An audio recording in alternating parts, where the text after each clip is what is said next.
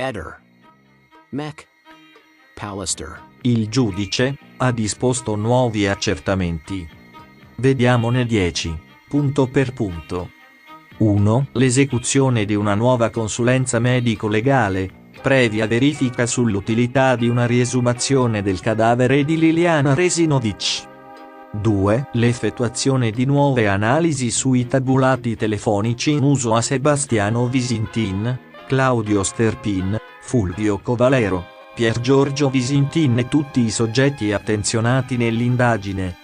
L'obiettivo degli inquirenti è verificare gli spostamenti di tutte le persone entrate a vario titolo in questa vicenda.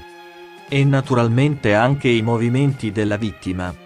Il giudice ha infatti chiesto che vengano esaminati tutti gli account emersi dai vari dispositivi in uso a Liliana, comprese le email, che nessuno ha mai ispezionato.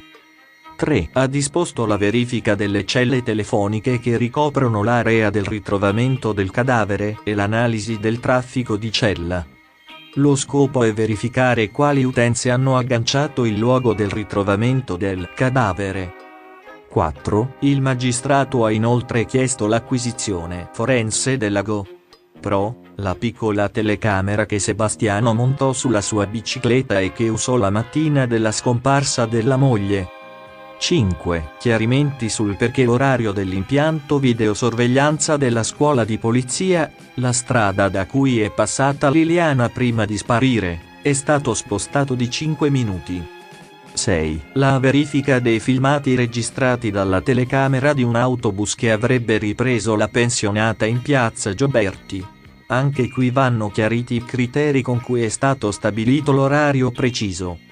7. Un esame genetico sul DNA isolato sul cordino che stringeva le buste di plastica trovate sul cadavere e sul DNA rinvenuto sugli slip della vittima, sotto le sue unghie e sulla bottiglietta di plastica che aveva in borsa.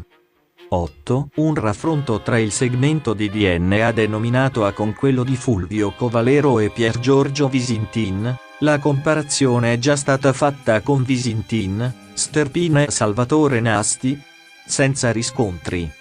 9. Un esame comparativo tra l'impronta guantata in trama di tessuto rinvenuta sulle buste nere che avvolgevano il corpo di Lilli e i guanti degli operatori, in modo da stabilire se appartengano a loro.